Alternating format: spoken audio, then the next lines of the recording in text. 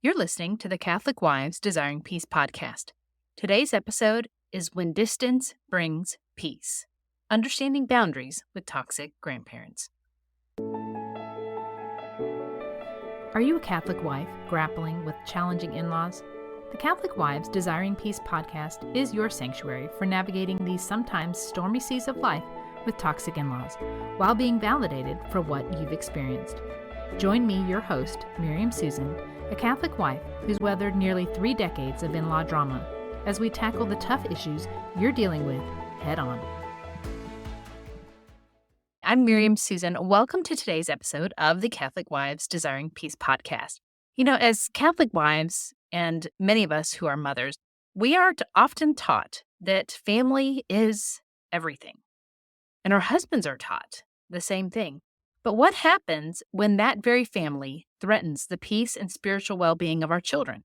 Well, today we're going to be diving deep into why sometimes loving our children means protecting them from toxic relationships, even when those relationships are with their grandparents. I do want to take a moment to acknowledge that this is a very difficult subject, especially if your parents don't really have healthy behaviors either.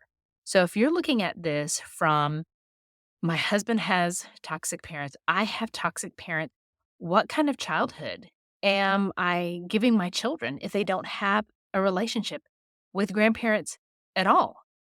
Well, I do want to acknowledge that and know that that does make it really difficult. But I want to encourage you that just because maybe your children, their childhood will have something that you perceive as lacking, does not necessarily give a pass for opening up the doors to toxic relationships.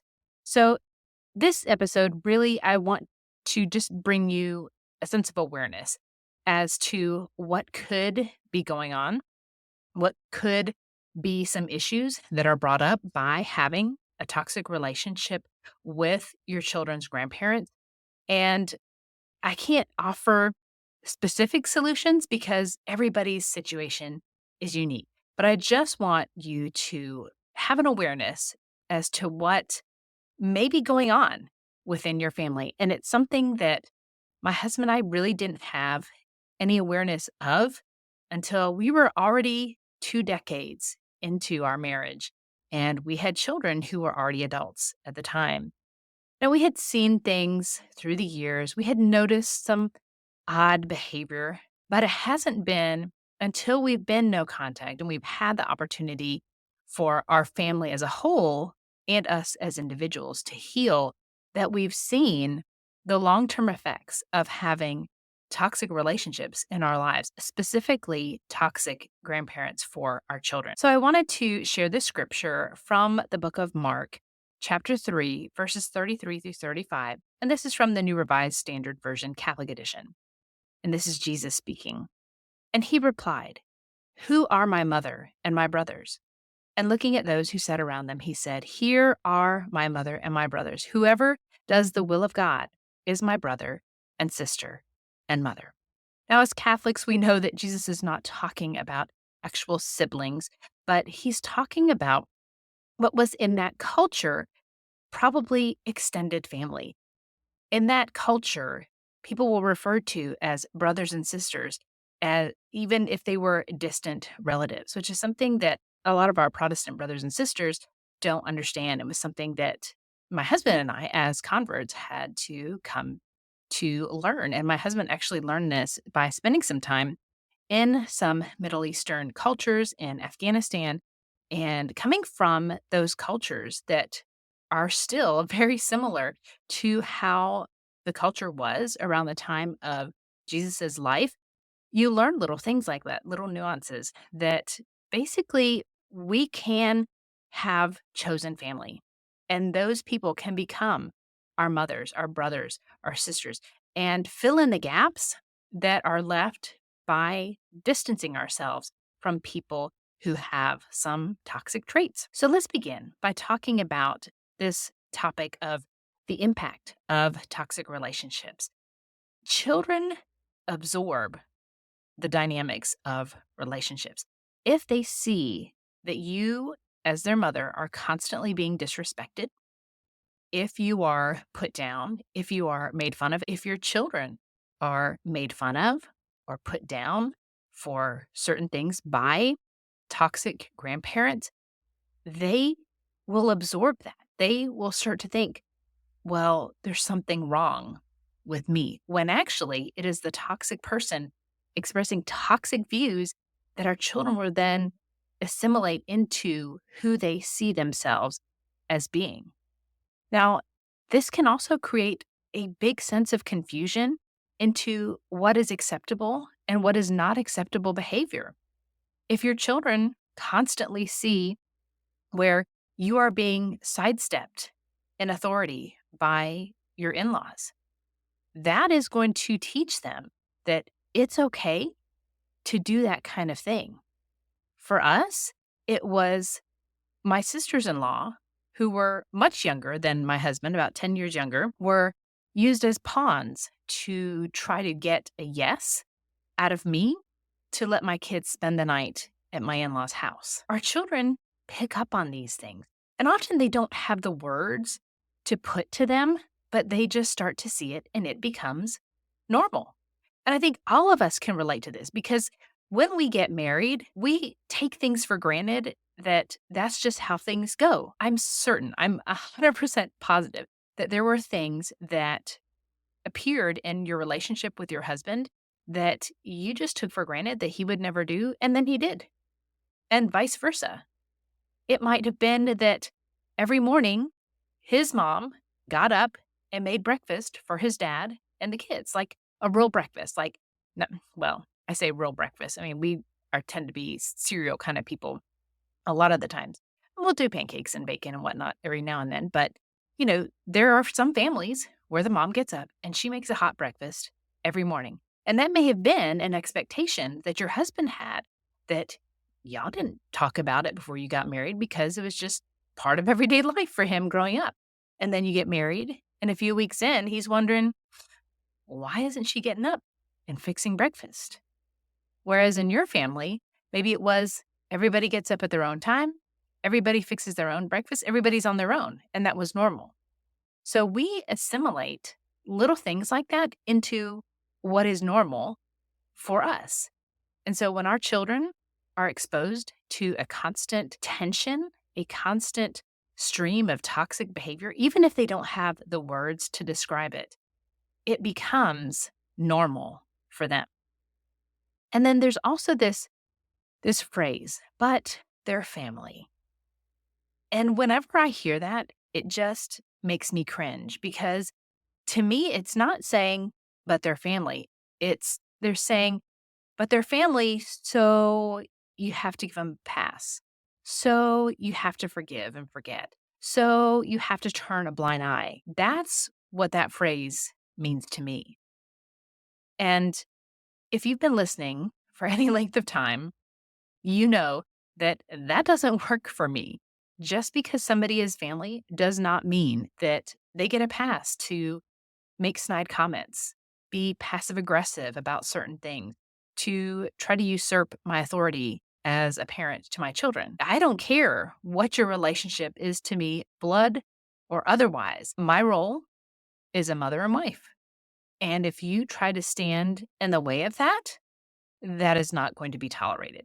So those are some things that really impact our children is when they start to see this toxic behavior as normal. And then it takes a lot of years and sometimes a lot of therapy to undo those thought patterns. Now, there are some spiritual and emotional developmental concerns that we as parents should be thinking about when it comes to these toxic grandparents. One is their formation of their conscience. This is how children learn to distinguish right from wrong. If they constantly have their grandparents saying, don't tell your mommy this, but I'm going to let you have candy. Or you can do this. It doesn't matter. I'm the grandma. I can do what I want. If they're constantly hearing those kinds of things, that's very troubling because they're going to be hearing, most likely, I would assume, from you that certain things are right and wrong, that lying is wrong, that you shouldn't be sneaky and deceptive and manipulative. But if they see their grandparents getting away with it, that's going to be very confusing, especially for a child. Now, it's confusing for us, let alone for a child, especially if they are in that very concrete, literal stage of learning, which is, usually from birth to age 5 or 6 when they're super, super literal. That's going to be very confusing to them. Having this toxic relationship also has an impact on their understanding of God's love when it is tied to conditional acceptance. There's a lot of toxic grandparents who will say things like, well, I'll love you if you do this for me, or grandma loves it even more when you give me hugs. That's not unconditional love. If grandma loves you, period. End of story. No matter what you do, no matter how you act, that's what unconditional love is. That's what we're supposed to have for our children. And if we have adults who are twisting this and putting a toxic spin on it, it's going to be very damaging to our children because they won't have a real understanding of what unconditional love and unconditional acceptance is. Now, you can also see some anxiety and attachment issues that stem from these unpredictable relationships.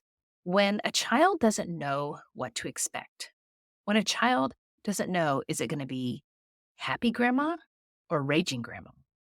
Is it going to be joyful, playful grandpa, or is it going to be shouting, screaming, throwing things grandpa? It's very, very confusing, and that can cause a sense of anxiety, and it can cause a lot of issues for your children because we need stability. That's how things make sense as children. We need to know mommy loves me no matter what. Daddy loves me no matter what. I'm always going to be taken care of no matter what.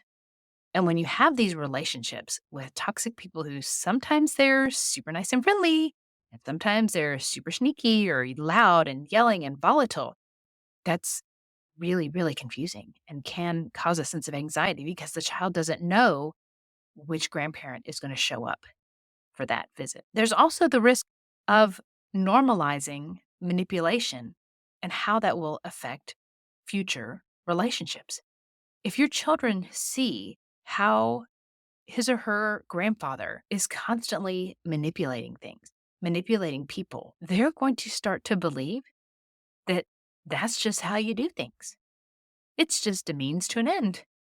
And that's how life goes. But that's not how life is supposed to go. We're not supposed to rely on manipulating people to get what we want. And of course, there's this conflict between the Catholic virtues and these toxic behaviors that our kids are witnessing.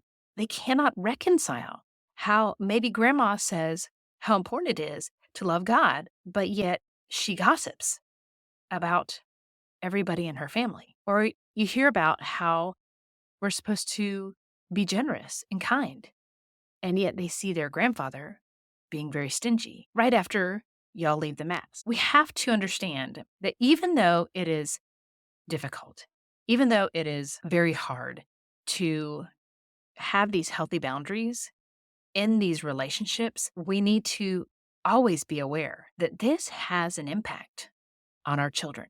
If not just for them, but it will impact the next generation because of their parenting styles that they will take on to your grandchildren. Now, there is this myth that any grandparent relationship is better than none.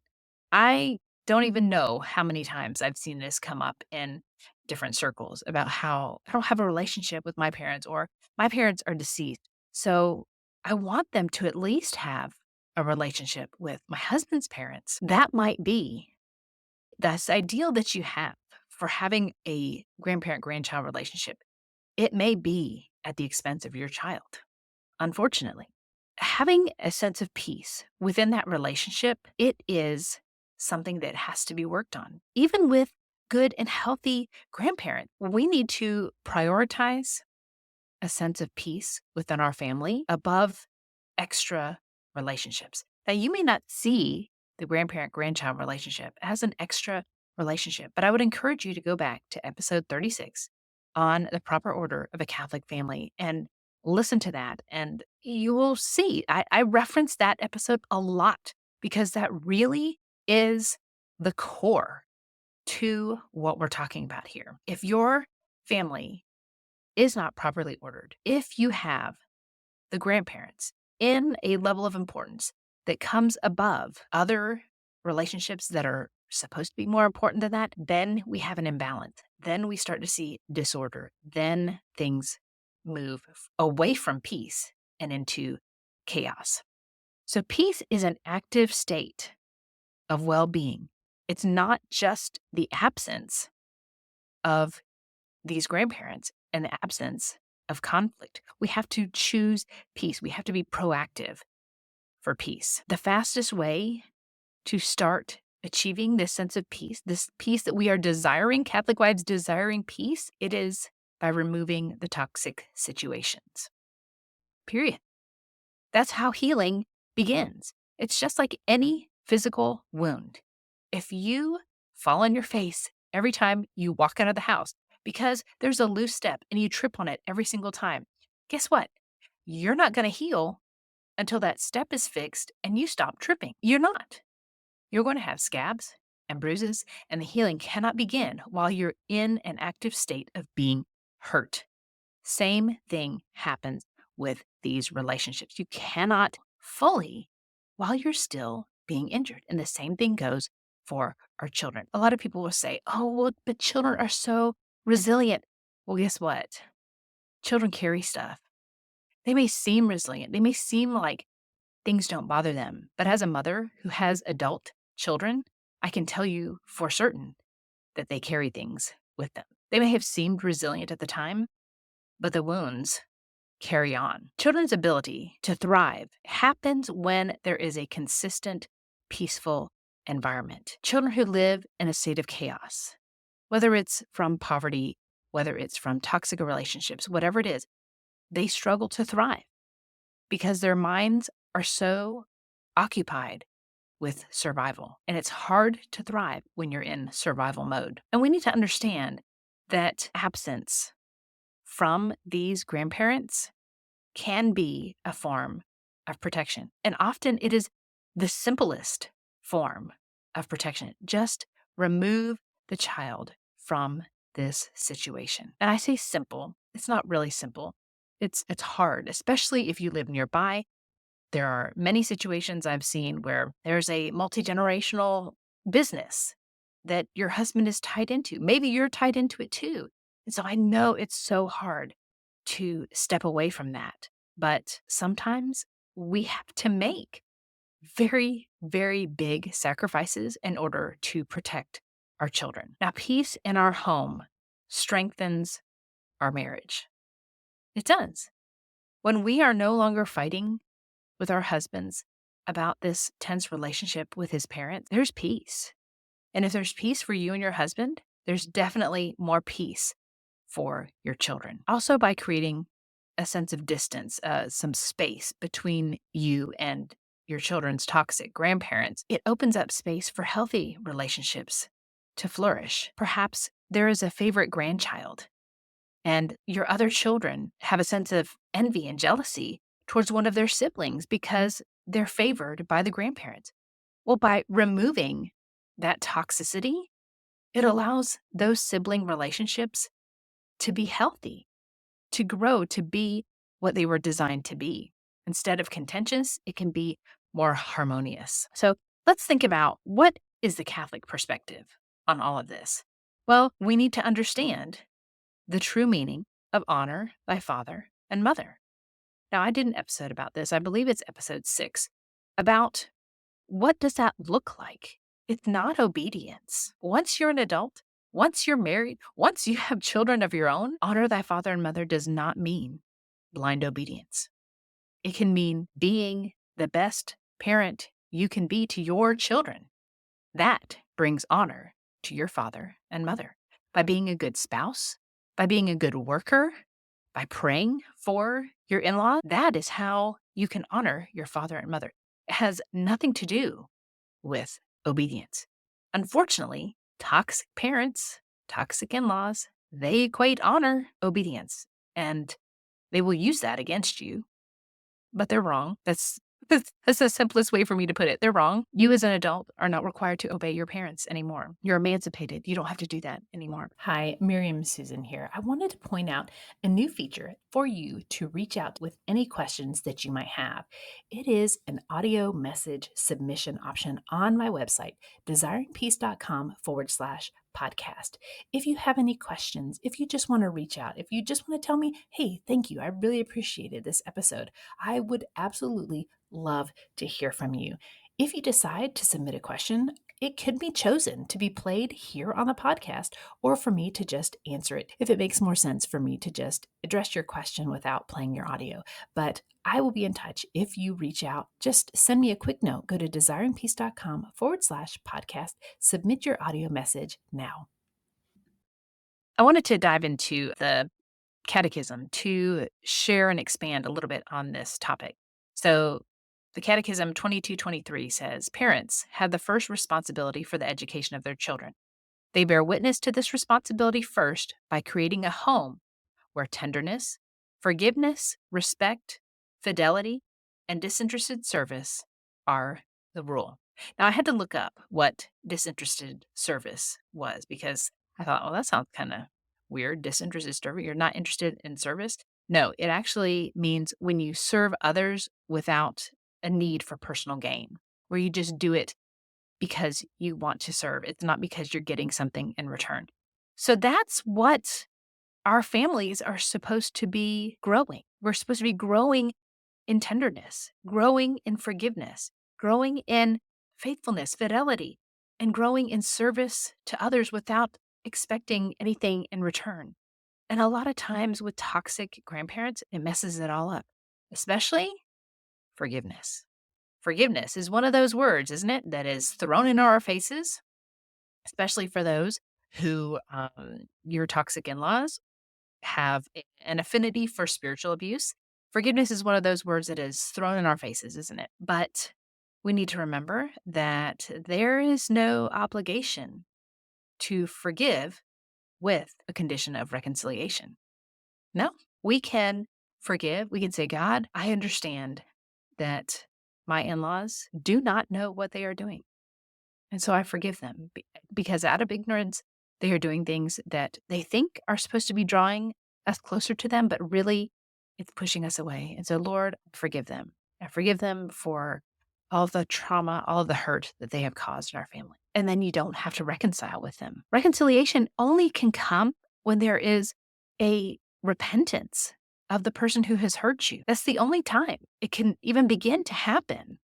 So we can forgive without reconciliation because reconciliation has to involve change. Now, the second catechism that I wanted to share with you is number 2228.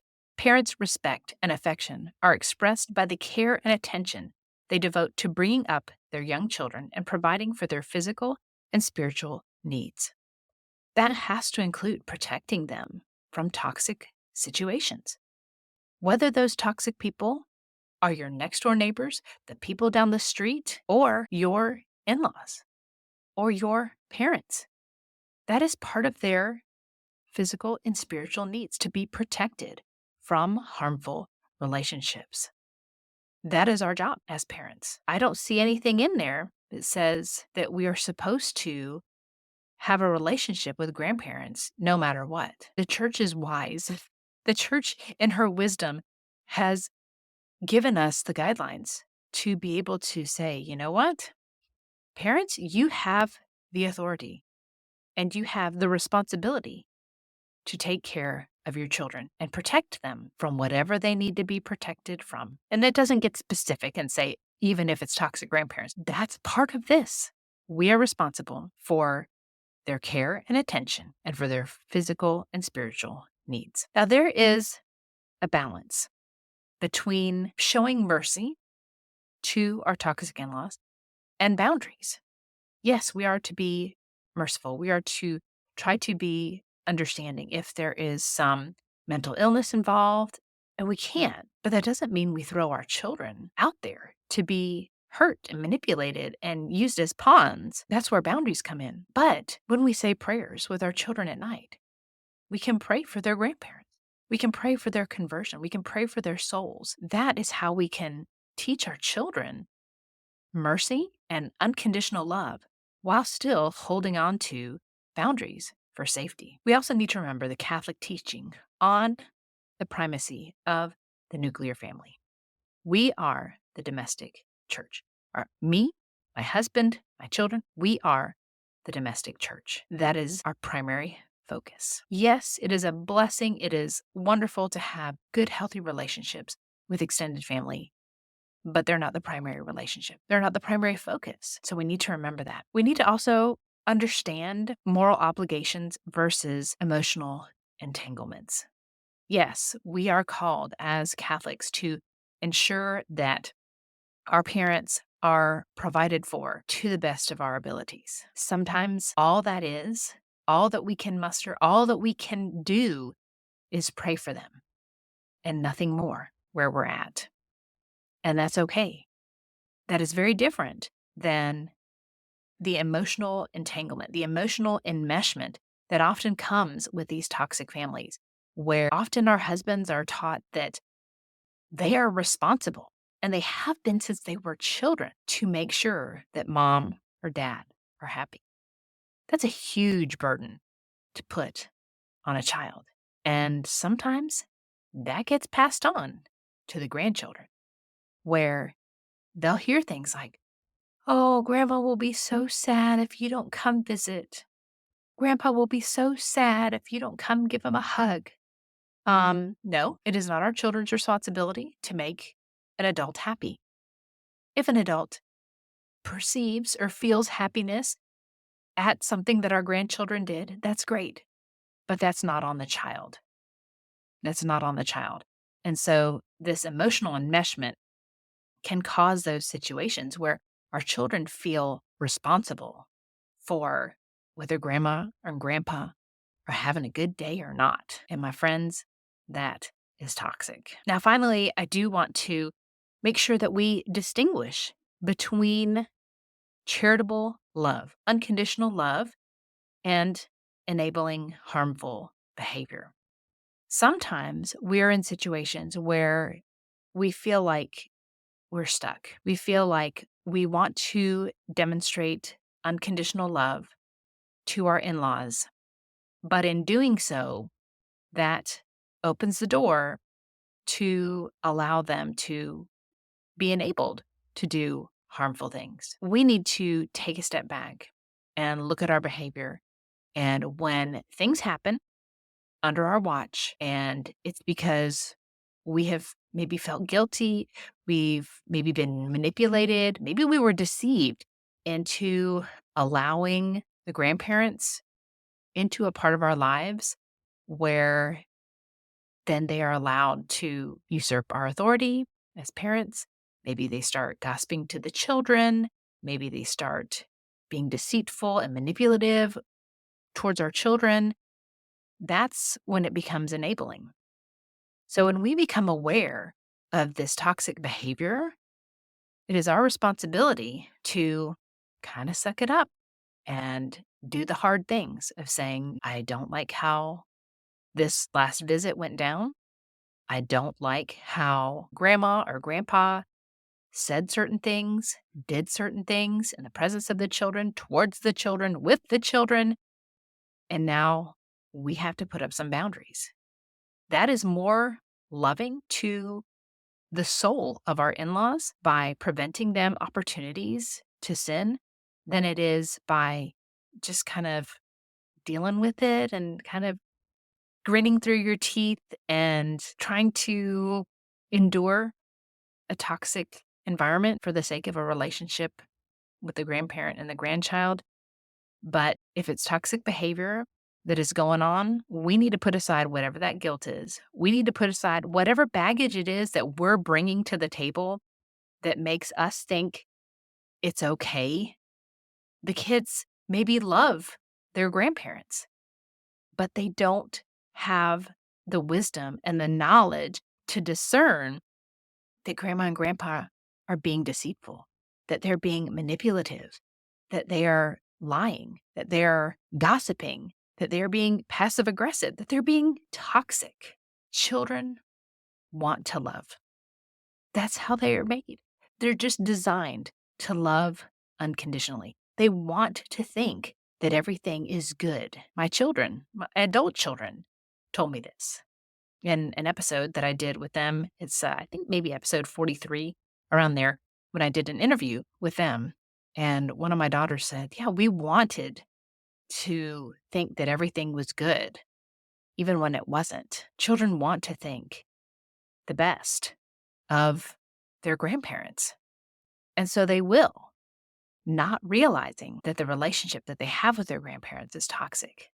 So if you have had a enmeshed relationship with your children and their grandparents are toxic, and now you're starting to pull back, you're going to have to go through some tension, some resistance from your children against that distance that you're putting, because unfortunately, probably through ignorance, you've allowed it to go on and not realized that your own biases towards it's better to have a relationship with the grandparents and not, you've allowed that to cloud your judgment maybe. And now you've got to pull back because things have gotten to the point where you can't turn a blind eye anymore, where you can't keep ignoring it because things are just getting bad. So my heart goes out to you if you're in that situation where your kids have had a close relationship or a seemingly close relationship with their toxic grandparent, and now you've got to pull back.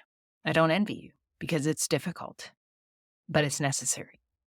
Just like sometimes you have to go to the dentist and you have to get a tooth pulled because it's rotting, sometimes you have to do that with relationships with family members.